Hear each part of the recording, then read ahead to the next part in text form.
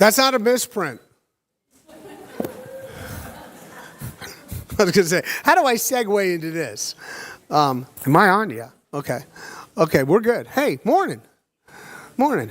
Here's the interesting thing this morning. Lunch follows, so I could take my time. So, anyway, let me kind of give you an introduction to this book. Sort of. Okay, how about this? I'm going to give you an introduction to the direction we're traveling in the coming weeks. My goal in the study is to restart James, and you'll see in a minute. So anything we've done preemptively, I'm not going to go over a lot of that we did, I don't know when it was, before we did 1 Kings 1 through 11. I'm going to do the book of James. However, in the last 6 months, why I've done what I've done is because I had to regroup, because every commentary, every thought I've been taught about James is not correct to the book. It causes too many problems. So I've taken time and studied some of the weirdest things, because I had to do the same thing I want to do with you all, is place you back in the 1st century AD and what was going on at that time and what drove James to write this book. And we have to stay within what James was doing and trying to accomplish at that time. And I'm going to unfold all these things. So for the next couple of weeks, probably next 2 weeks, I'm going to regurgitate a bunch of information. And here's how we're going to do it. You may not get the instant connection. So this is like the small print on the bottom of a movie kind of thing. This is a disclaimer. You are not to get everything connected right away. Take all these thoughts, however you want to write them down, and let's connect them at some point. My goal, ready for this, is go 45 minutes. Stop the taping up top with the YouTube and all that, and then we're going to ask questions. So if you go home and have a question and didn't ask it, your fault. Okay? And we'll try that for a couple of weeks, see how it goes, because each step we go through James, not only am I correcting my thinking and how I look at James, I'm trying to help you look at James differently. And there's a lot of controversial passages in James, one of them being chapter 2, faith and works. The problem is everybody looks at it like it's part of Christendom to look at. And they say, okay, is it works for salvation and plus faith, or is just faith for salvation? It has nothing to do with salvation. The book has nothing to do with salvation. Write that down somewhere. James has nothing to do with spiritual salvation. He's writing to believing Jews that were dispersed. And we'll kind of address all these things as we do this. So, since I'm playful, let's start.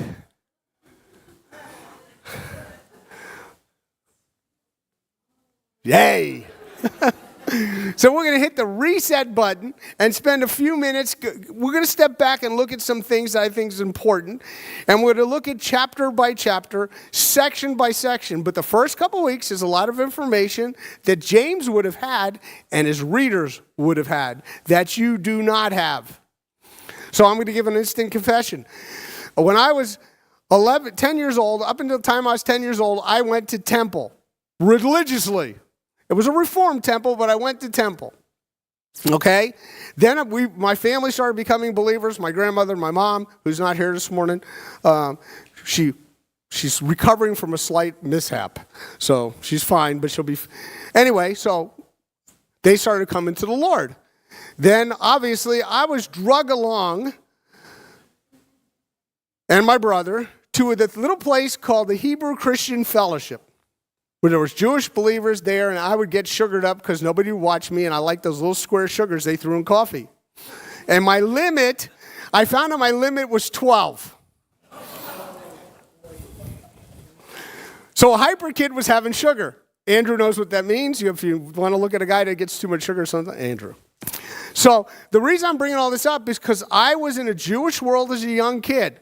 My dad was one of the people in the temple that kind of, I wouldn't call him a deacon because it's not what you would call somebody in the temple. My background was Reformed, and I grew up in that. Then I was shifted. By the time I was 11, I was now going to middle school, and I ended up at a Christian school. And that was a mess. Because here's a little Jewish boy in a Christian school going to a First Baptist church who had a Jewish mind, and I was really getting messed up because I didn't have a real bunch of Jewish solid believers helping me along the course. So I was getting Christianized that didn't sit well with me. But that's pretty much happened by the 3rd century AD to these people. So I want you to understand. Okay, and then we've taken it from Catholicism and everything, and today we have Christendom that doesn't understand anything about a Jewish book. Not a thing. But they make up things as they go along because it thinks it fits their hermeneutical understanding. And it's a mess. So I spent the last 6 months regrouping my Jewish thinking and saying, what would these Jewish people think when James was writing them, and why would James write them? Because here some people think it's even James the apostle who wrote it, who was already dead. I don't know how he wrote it when he was already dead. So we're going to look at those things. But the testimony I have before you is, I know it seems weird. Most of you are not Jewish. And you say, what's this Jewish guy trying to do to us? I'm not religiously Jewish. I am a Jewish believer in Christ. I am not a Messianic Jew because I think, again, terms get very sticky. I'm not a Christian. You aren't either. That's a sticky term. But we're going to use terms, hopefully, we're going to develop understanding that we all can plug into James and what those readers understood, because there's different phases of Judaism even at that time. So we're going to do some hunting through Acts to see what was going on at that time. We're going to get some background on what James really was doing. Who was James? And we're going to look at that a little bit more in depth. And we're going to look in the backdrop of this whole thing. Ready for this? There is the synagogue of the ancient world. Now, I know most of you haven't been in a synagogue, haven't ventured into a synagogue, but you're not going to find a synagogue anywhere today really that exemplifies the ancient world, because that disappeared by the 3rd century AD. Have I boggled your mind yet? Hopefully I've piqued your interest, okay?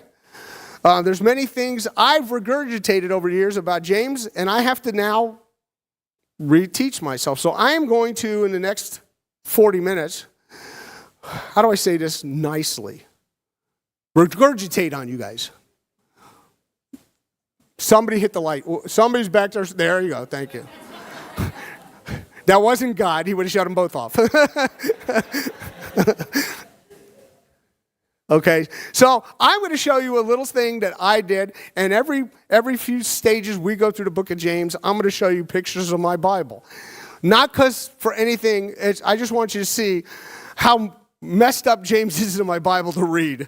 Okay, so here's the first one. That's part of the first chapter.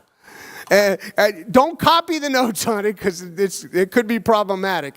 But I've gone through this book so many times, not recently, but over the years, because I find James an interesting book. It says things like you have problems because you commit murder. Nobody talks about that being problematic. You know? I mean, that's an interesting thing. There's always consistently interaction with their God and his word. Okay? There's things that are part of their community as believing Jews that is different than any other time. Now I'm going to ask you a question because it's a lot of redundancy, so bear with me.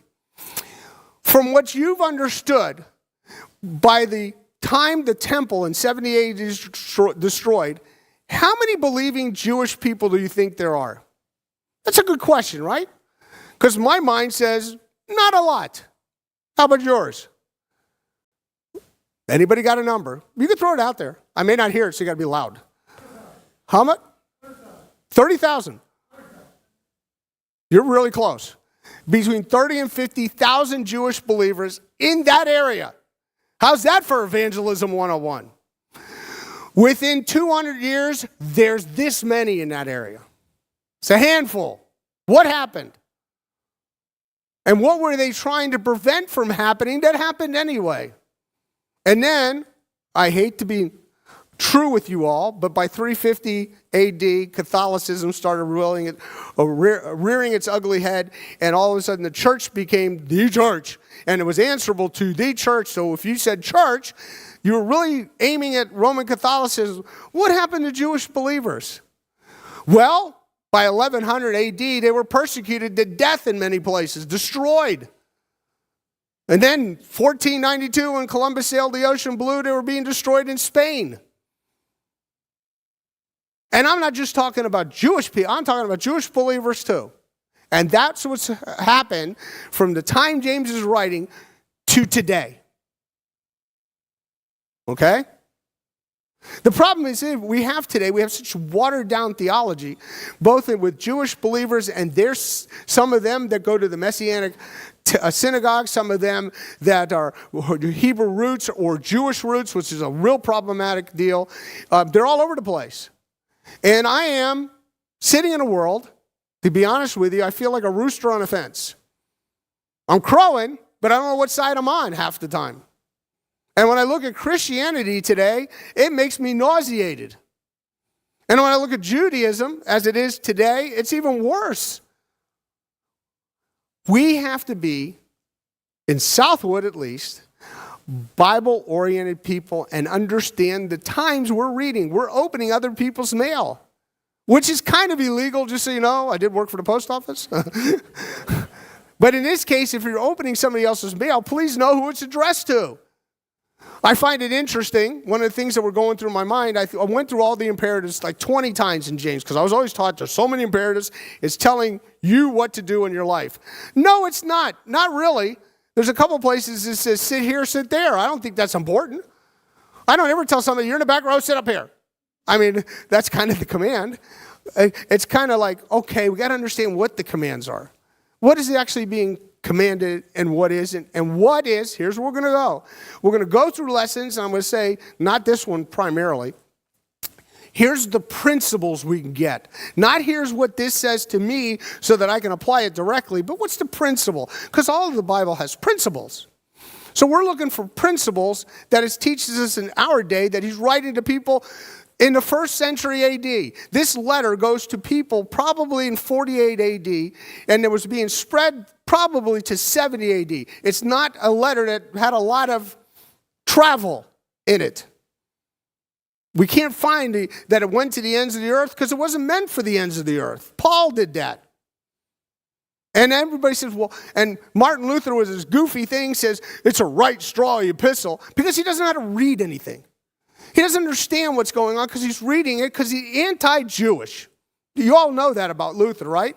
He wrote one of the most hideous texts there is about Judaism in his later life. And, Martin Luther is a standard for Christianity. No, he's not. Stop that. We don't go to Luther to find out our information. We go to James. We go to Paul. Do you understand what I'm saying? I know this is sounding like he's on his bully pulpit. Yes, I am. Yes, I am. Because I'm tired of people going back to people and saying, what does he say about James? What does James say about James? Okay, so we're going to look at a lot of things. We're going to look, beginning with this idea, we're going to look at the author. We'll look at the time of the writing. Who are the recipients? What's the occasion of the book? That's normal things you do in a book. Okay? How important is some of these things, and how much will I pontificate later on these things? Yes. Until we really get our feet solid with the first verse, it's useless to go on to the second verse. And it's not going to be that long. So somebody say, oh, he's going to do this. It's going to be like 1 Kings all over again. If we do this right, my goal is to really do section by section through James. It's really not going to be that hard. But if I don't get you to understand what was happening in the 1st century, anything I say about James is going to say, where did you get that from? Okay? So I want to be very clear with you all. So here's what I require of you. Okay? I have a requirement. Listen, put things down that you need to put down, but if you have a question, write it down. I'm going to use this for you to talk to me, because we're going to shut it off, because I won't hear you if you say, and that's all I'm going to hear. Especially if you're a young lady or a lady, period. I'm not going to hear anything. I'm going to have to say, hey, Fletcher, what did they say? Because I'm not going to hear it. I'm an old guy, and my ENT once told me, Ted, take this to your wife because you're not going to hear her. So I want her to know it's real. So when I say, what? It's real. So if you talk like that there, I'm not going to hear it. So we're going to do this. Don't be bashful. Okay? So let's talk about who the author is. It's pretty clear. The first word in the book of James is what? James. Now, I put up here Ichabus. I found something interesting. So we're going to talk about this for a minute, and I'm not going to play on it long. But the word Ichabus is only used for James of the Newer Testament. We'll talk about the disciples, James, the writer of this. But when it talks about Jacob in the Old Testament, it's Ikabu, no S. So what's the difference? Nothing really. But we've got what the New Testament, Newer Testament is trying to do is distinguish between an Old Testament personality and New Testament people. That's all it's doing. So with Greek, you can add this proverbial S. So Jacob is Jacob. I'm going to try very hard. When I talk about James, I'm talking about James. Okay? You all have to discern in your head his name is Jacob. And I believe this is really an interesting fact. He is both James and Jacob. He is an Old Testament guy that's now going into the Newer Testament, and he's carrying the baton of both. So he is Jacob, but he's also James.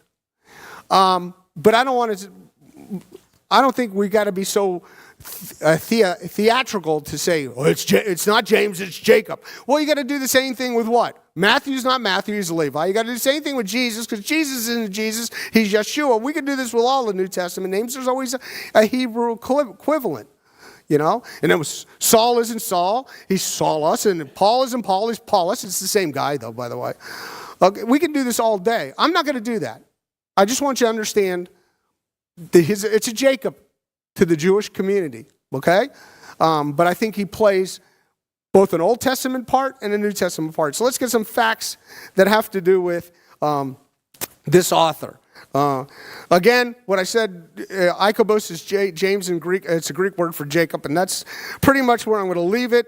I've already said enough about what that is. Where did it come from? I don't know if I care. I did this in the first class that we started James at. I don't know if I really care where it came from. It came from the Latin and then into French and hymes and hemes and who cares? Okay, it's James. Okay, I don't know where that information would do any of you any good, because I don't know where my name came from, and I don't care. I do know that some places Eric means kingly. Who cares? And Eric should always marry Elizabeth. Sorry, Eric. Well, he's got the Norwegian Eric. But anyway, so we can say, and if you notice, those are the two differences. Ikobos and Ikob but they both translate to Jacob. Again, not a whole lot we need to understand there. Which James is referred to? Again, there's 4 Jameses, and I want to knock this out because I heard somebody, and I said this before. I actually heard somebody saying this is. Well, I got to hear. This is really James, the son of Zebedee. You ready for his thinking? And then he calls me an idiot. Because he says, if you don't believe that, you got to be an idiot. Here's his reasoning. Well, every time we see Jesus with these 3 disciples, it's always what? Peter, James, and John. Well, that's really good. But Jesus isn't on the ground, feet on the ground, after his resurrection, ascension, and session. He's not feet on the ground gathering his disciples to teach them something. And we know from the Bible, from Acts chapter 12, James is dead. And I believe, again, this probably was written on the cusp of the Jerusalem conference, which is Acts chapter 15, before and after. I don't know, we can argue about that all day. He wrote it. But James wrote it after he was dead. No, I have problems with that. So if you don't know this, all the writers in the New Testament are no longer with us. But nobody's writing today. Okay? So we talk about James, the son of Zebedee. He's a disciple, an apostle, and doesn't make it long. And we could probably talk about that all day, but I don't know. How about James, the son of Alphaeus? He's another disciple. And he, again, shows up in the lists of the disciples. He's also known as James the Less. What do you know about James, the son of Alphaeus? Everybody with accumulated knowledge, here's what you know, what I just told you. That's it. That's it. So I can't say he went from background kind of disciple to now he's writing the book of James. And there's other things that are a part of this that we're going to deal with. Then there's James, the father of Judas Iscariot, not. It's only listed in the Bible by Luke, believe it or not, Luke chapter 6, and Luke writes Acts in chapter 1. What do we know about him? 0. That's it. that Judas Iscariot, okay, and Judas, here, let's get a real name for Judas. Judah. His name is Judah. Or we would say Yehuda, okay? Did that really spiritually make your socks just curl up? But we do know him by Judas because he's a mess, right? But his father's name, and just think about this for a minute. You want to have some fun? Okay? And this is not Iscariot, so you know which one it is distinguishing them. Jacob, on Wednesday nights we're studying Jacob. Remember? Jacob and what he said to his sons. Had a son named what? Judah. Wah-wah. So it's just interesting that they carried, here's what happens, and has happened over the years. There's famous Jewish people in the Bible, and Jewish people like naming their kids after Jewish people in the Bible. Okay? Right? We're good with that? How many Abrahams are there in the world today? A lot. Okay? Joseph's. Everybody's nailing that name, right? So anyway, so who is it? Well, it's the fourth one. James, the half-brother of Jesus, the Nazi, not Nazi. Please don't say Nazi. This is a Hebrew word, of the first assembly in Jerusalem. The reason I put that in there is James is a leader in the fledgling time. The believers were all Jewish. He leads. Not Paul, not John, not any of the other disciples. James is leading. Okay? Now, so let's do this. And Nazi means leader. Okay? I don't know if the Germans stole it and gave it to that little short guy with the funny mustache thing. But those whole group of people were evil. But if you haven't realized this, a lot of people steal things from Jews and don't pay them. Okay? Let's talk James. Let's talk James for a little bit. First of all, like I said, he's the Lord's half-brother. In Matthew and Mark, it says, is this not the carpenter's son, talking about Jesus? Is not his mother called Mary and his brothers? I know this will really hurt some people today on this wonderful Lord's Day, but Jesus had brothers. Mary had other kids, or Miriam, which I prefer sometimes because of the misuse, how everybody's adopted Jewish people as their leaders and they're not Jewish. Why? Never mind. Is not his mother called Mary, and his brothers James and Joseph and Simeon and Judah. Okay? So James is listed there. So one of Jesus' half-brothers, that means Joseph and Mary had a son. They had many sons, as this is listed, and other places they had daughters, but daughters don't usually get listed. Sorry, ladies. But we do see Jesus had family. Now, as I'm going to speak of James for a minute. I don't know about you all. I would not want Jesus as a brother. I mean, if you really sit and think about that, what would be going through? Now, I believe there's only a few years difference, okay? Because in order for him to be a leader in the time, he had to be over 30. Okay, so he couldn't lead anybody in a synagogue atmosphere, whether believers or not. Couldn't lead anybody if he was younger than that. Sometimes 30, if the guys out there listening, is kind of iffy and sketchy too, right? But that was the legalities behind that. And what usually happens, just so you know, when it's word order like this, James is the oldest brother. Okay? I don't know if I have it in this slide, so I made... No, I got it. Hang on. Well, there's some great things here. First of all, John chapter 7 says, after these things, Jesus was walking in Galilee, for he was unwilling to walk in Judea because the Jews were seeking to kill him. Judea, trying to kill him. These are Judean Jews trying to put their Messiah to death. Keep these things in your mainframe. This is all going to come into play. Now, the feast of the Jews, the feast of booths, was near. A high holy holiday. Therefore, and when a high holy holiday happens, people come into Jerusalem, flood in, because it's a mandate. Jewish males have to show up. Therefore, his brothers said to him, whose brothers? Who are we talking about? Jesus. Are we talking about, hey, we're fellow believers, we're your brother? No. We're talking about physical brothers. Said to him, leave here and go into Judea so that your disciples also may see the works you're doing. For no one does anything in secret when he himself is to be known publicly. If you do these things, show yourself to the world. For not even his brothers were believing on him. What? You think that would be the most simplest thing to do? Now I'm going to interject here. There is no such thing as a Jewish person converting to Christianity. If I hear you say that, I will burn. And don't even say it in jest, because it's the worst thing I've ever heard. And an older gentleman, when I was young, in this fellowship that I was talking about, he said to me, nothing's converted but rice. So that's always stuck in my mind when people say they convert. There is one talk in the Bible about converting to being a believer, and guess who it is? It's Gentiles. Because the most normal thing is for a Jewish person to believe in their Messiah. You understand that? I think we fail in some of our evangelism because there's some persuasions out there that think if you're Jewish, you're saved, you're going to heaven.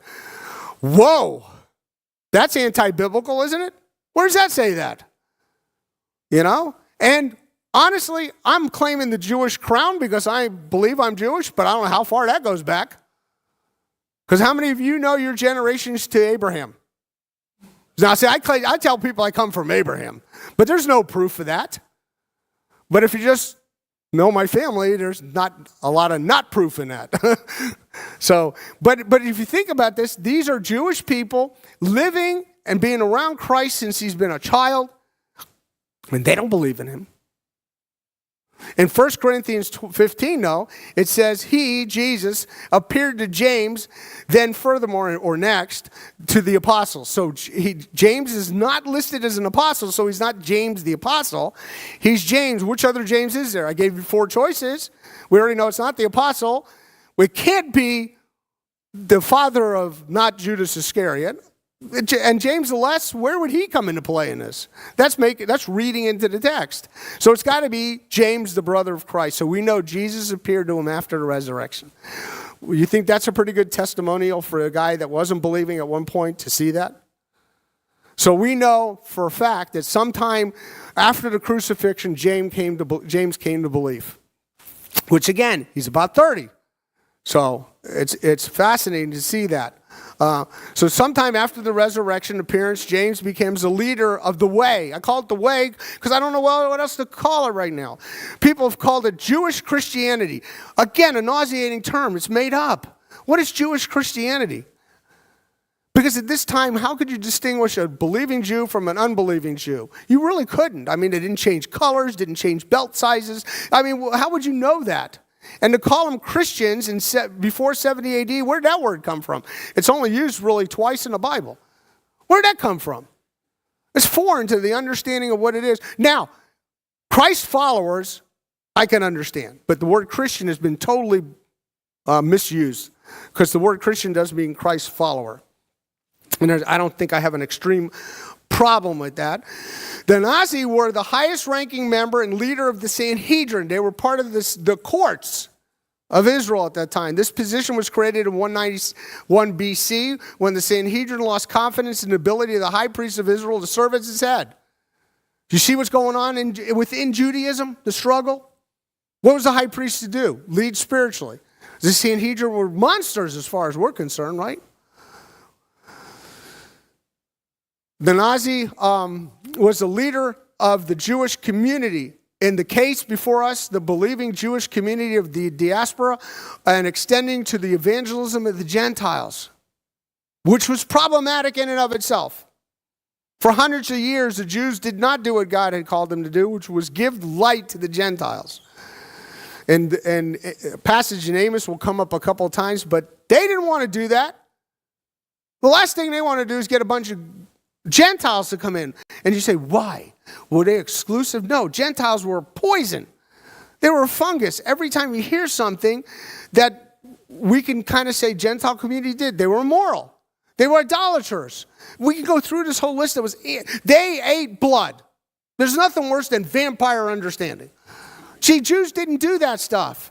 They had certain hygiene and certain regulations for even what they ate. They cared what went into their body. Gentiles, no, not so much. And they're going to come in and poison us. That's their thinking. And we'll get into that again a little further on as we go this. Acts chapter 12, right after James, the apostles done and beheaded, it says this in verse 7.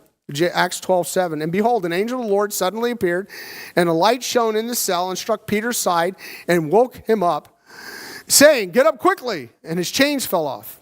So Peter's freed from prison. And what's his first thing to do? He goes over to the house. He's knocking on the door. He says, "This is Peter." "Oh, we're praying for Peter." And she shuts the door in his face. Like, "I'm here. Why are you praying for my release? I'm standing outside the door. What's going on?" Shut the door. But verse 12 says, "And when he realized this, he went to the house of Mary and the mother of John, who was also called Mark, and there were many of them praying there." So they basically had a prayer group. Peter's released. Wow, what happens in verse 17, though? "But motioning to them with his hand to be silent, he described to them how the Lord had let him out of prison. And he said, 'Report these things to who?'" Why are they reporting anything to James? What does James need to report? What's James doing? And I think this is interesting because he says, James and the brethren. James is the leader of the believers at this time. And he left and went to another place. So it's interesting. There's an accountability by Peter, who I would call like the top-notch disciple. Wouldn't you call him like A1? I mean, think about it. Jesus said, "You'll have the keys to the kingdom," kind of thing. In other words, he's going to open up the kingdom to the Gentile. And I'm sure Peter was really fond about that one, right? God had to show him visions a couple of times, stuff coming down on a sheet, and you could eat all these things. And Peter go, "Oh, I'm not supposed to do that." And then Peter led this double life where it was around Gentiles, and he ate bacon. Now, I'm a firm believer, even since I was a little kid, bacon's kosher, so I'm good, okay? But again, it was very foreign to Peter. Peter grew up very much understanding there was a separation, dichotomy of peoples. Then we get to Galatians. In Galatians chapter 2, we know Paul wrote this, right? "And recognizing the grace that had been given me," Paul says, "James, Cephas, and John," and again, don't misread this. He's not talking. He can't be talking. He cannot be talking about James, who's dead. And it's funny, he doesn't even call him Peter. He calls him Caiaphas. Okay? "Who were reputed to be pillars, gave to me and Barnabas the right hand of fellowship." And if you go through the book of Acts, the only time the right hand of fellowship was given was at the Jerusalem council led by James. Not the apostle. Okay? Interesting. So they gave, basically, these three guys had given them the sending orders to go out. Where do you find that? Again, you find that. And they go with a letter, by the way. They go with a letter that James wrote. You mean James wrote the book of James at that point and they're going out with that letter? No. A different letter, how to deal with Gentiles in your midst. Now, that's kind of an interesting thing. I thought about doing it just to give you guys a flavor. I was going to put a list of things I don't want you, goyim, in this room not to do in my presence. That'd be pretty funny. I'm Jewish. You can't do these things. And you would say, what is that? Like abstain from fornication. You would all say, "Oh, we're doing that." Gentiles then didn't. Now, you may say, "Well, we don't eat anything that was strangled or has blood in it," but I'm going to tell you something. The butchers we have are not real good. See, the way a Jewish person would slay an animal, and I've been in Jewish butcher shops, it's disgusting, but they're bled out of everything. Okay? So you don't have to worry about, what's that vein doing? It's full of blood. Some of you get that. Okay. Galatians chapter 1, verse 16 through 19 says, "To reveal his son in me so that I might preach him among the Gentiles. I did not immediately consult with flesh and blood, nor did I go up to Jerusalem to those who were apostles before me, but I went away to Arabia and returned once more to Damascus." This is Paul giving his testimony of what happened after he came to the Lord on the road to Damascus. "Then 3 years later, I went up to Jerusalem to become acquainted with Caiaphas," Peter, And I stayed with him 15 days. That's when you know you've stayed long enough. If you come to my house and it's 15th day, please leave. I'm going to go by this rule of thumb. But I did not see any of the apostles except James, the Lord's brother. Now, I don't care which way you read this, is he an apostle or not. The point is he went to James. Why would he go to James? What's the point of going to James? James should come to Paul. Nope. James is the ruler of what's going on at that point. He's the leader of the band, is another way of saying that. So that's what we have so far, and we could pretty much see this from the text. You all with me so far? Is your head spinning yet? Because I'm coming up for oxygen in a few minutes, and we'll go another step further. How about his genealogy? Want to have some fun about his genealogy? We talk about Christ's genealogy, right? Jesus Christ's genealogy is in Matthew chapter 1 and Luke, right? Jesus' you all know, go like this, so I know you listen. Guess whose genealogy that is? Totally both of them. James's. His mother and father are those genealogies, and that's where they come from. One is the genealogy of Joseph, the other one is Mary. So it says in Matthew 1:16, Jacob was the father of Joseph, the husband of Mary, by whom Jesus was born, who is called the Messiah. This comes from David and his marriage to Bathsheba through Solomon and Jeconiah. So this genealogy is to Joseph's father.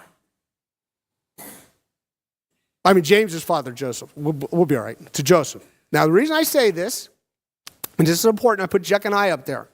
Some of you that know that Jeconiah was cursed. And according to my Bible, not one of his siblings would ever sit on the throne. After Jeconiah, there was puppet kings put up by the Babylonians that were not Davidic children of children. They were uncles or others outside, but they're not. Jeconiah's line was cursed. So if you come from Joseph's line, you cannot be king of Israel. Guess what? Jesus can be king of Israel. But that was his earthly father, and they're showing that it comes from the line of David through Bathsheba and Solomon to Jeconiah, the cursed line. Got it so far? It's also James's dad. I know some people don't believe this. Mary had children. I don't know how many times I'm going to say, she's not a perpetual virgin. I don't know what that would mean. Stop nonsense. Genealogy of Luke. Ready for this? The son of Meliah, the son of Menah, the son of Mattathiah, the son of Nathan, the son of David, Bathsheba to Nathan to Zerubbabel later. This gets you kingship. Because he's still son of what? This is open slide test. David. He has to be a Davidic king. James was, ready for this? James was king. Now, I know if some of you that have a good sense of humor just put it together and said, oh, he's King James. I thought you'd wake up. So he's the only King James I care about. But here's the thing, just so you know. So he's the rightful heir to the king, poor King James. That's 1611. But he's not an illegitimate son that people claim that Jesus was. He wasn't illegitimate, by the way, because we know who his parents are, conceived of by the Holy Spirit. You say, how did that work out? One time only? I don't know. We'll have to talk to God, but that's what the Bible says, right? I find it interesting as we go through this. Ready for this? Any of you know who Josephus is? Different guy. Okay, few of you do. So I'm going to give. Josephus was a historian at this time. The time we're talking about, before the 1st century AD. Historian. I'm going to lean on the side he's not a believer. There's different evidence on both sides, but he is a good historian. He's giving you history of that time. Ready for this? I can't do anything else with this. So this is what we would call outside sourcing, okay? So big brother Jesus. Josephus refers to James as the brother of Jesus called the Christ. That's what a historian says this. Then Josephus goes on to describe James's execution by stoning, following a trial by the Sanhedrin, headed by the high priest Ananus, a son of Ananus. It's in the Antiquity of the Jews, book 20, chapter 9, section 1, if you want. But here's the kicker. See what I wrote here in the bottom? Josephus never mentions Peter, John, or John's brother James, nor Paul. Isn't it kind of interesting? I don't know about you all. I don't know what to say about that other than that's a fact. But again, at the time, James is playing a very integral part of what we call the synagogue life in Jerusalem. So that maybe that impacted Josephus a little bit. And he didn't write a lot. That's basically what he wrote about him. And this, again, he's writing this about 62 or 69, between those years AD. Reason I put that why it's significant, 70 AD, we know the temple gets destroyed. And when the temple gets destroyed, Judaism, as it was known at the time of Christ, is gone. It's effectively destroyed. And that's kind of an interesting thing as we do. We know from 1 Corinthians 9:5, ready for this? He's married. That would be a whole nice class.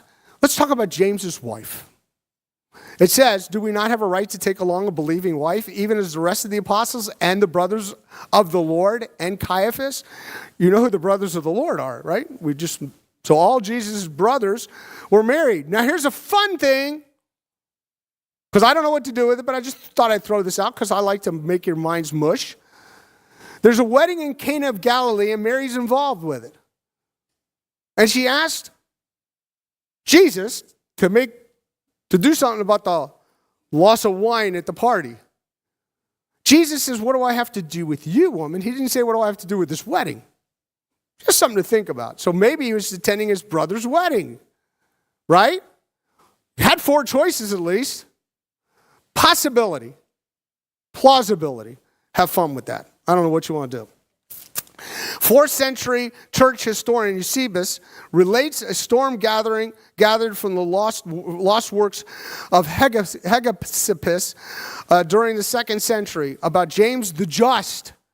This is who we're talking about. This James is not the less, he's the just, the righteous one, who likely wrote the epistle of James, who was the earthly brother of Jesus, in the midst of outlining the persecution of the church in ecclesiastical history. Eusebius details the death of James in book 2, chapter 23.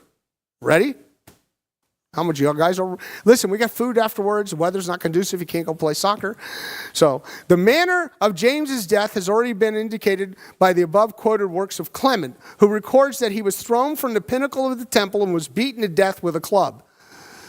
But Hegesippus, who lived immediately after the apostles, gives the most accurate account of the 5th book of his memoirs. He alone was permitted to enter into the holy place, for he wore not woolen but linen garments.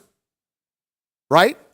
So if you're wearing anything wool today, you couldn't enter the holy places. And he was in the habit of entering alone into the temple, was frequently found upon his knees, begging forgiveness to the people, so that his knees became hard like those of a camel. In consequence of his constantly bending them in worship of God and asking forgiveness of people. And most of us have heard this. Ready for this? James is camel knees, because he's a man of prayer. And if you look at his book ends with a time of prayer and how to pray for one another and what the effective prayer of a righteous man avails. Okay? Because why? He understood prayer. And this is a testimonial from a historian. And that's kind of interesting to see that. Now, here's an interesting thing. Let's have a moment of Beatles memoir. Okay? Hey Jude. Hey Jude. Jude is the shortest book in the New Testament. I'm pretty sure I'm trying to remember. Philemon's about the same size. Either way, James and Jude are brothers. Judah and James. Jude and Jacob, we could even do that, are brothers. We know that from chapter 13 of Matthew 55. Jude also calls himself a slave. But in that idea, he says what? I am the brother of James, the servant of the Lord Jesus Christ. So the reason I bring that up is because they both had rights to the throne. They both said, nah, we're servants of Christ. So James was a slave. We'll end this first class with this idea of James being a doulos. A doulos. Now, what we don't always understand, because it opens up, James chapter 1, verse 1 says, James, a bondservant of God and of the Lord Jesus Christ. That's a willingness to submit to the authority of someone much higher than yourself. He was a servant, a bondservant, we would call it.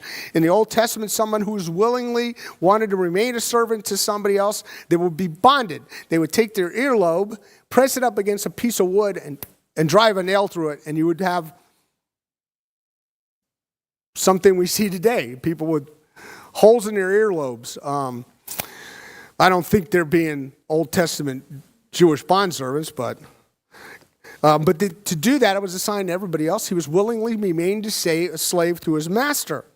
And James maintains this formula that he is a bondservant of Jesus Christ. So Jude does the same things. He calls himself a doulos. Bondservant is also indebted, in this case, indebted to his master. His master here, his indebtedness is to God and to Jesus Christ. Most of us as believers today can understand that indebtedness to both God and Jesus Christ. Paul, Peter, Jude, and John, and James all start their books off. They're all bondservants of the Lord. All of them. It's a good place to know because they were submissive and subservient and indebted to God. And I think this may link what I call the Newer Testament writers with those of the Old Testament, because this word shows the willingness to submit to their authority at this case. In the Old Testament, there were prophets who were under the authority, but it's not a similar commitment, is the best way to say that. Since God and Jesus Christ are the ultimate authority, it's important to note here that the New Testament writers, I'm going to say this often, Newer Testament, I'm not trying to make them two separate ideas. But either way, it's going to be a separate idea. The Newer Testament writers wrote with the oversight of God himself and endorsed by Jesus Christ, and I believe this is a sign of the writer's humility. So we're having somebody who is writing a book that is very humble. So we'll pick up, hard stop, I don't know who's up there. We're going to pick up next week with the rest of this introduction. We covered a lot of material, and so far a few heads may be spinning. I haven't even covered the synagogue yet, because none of you have been there, but we're going to get us there at some point. So we're going to end this class, and now I'm going to say, is there any questions? If they're not, we're going to go eat and spend time together. Don't say I'm not going to ask the question because I'm hungry. All right, so I'm going to leave my mic on. Tell me when you guys have shut it off. And we good?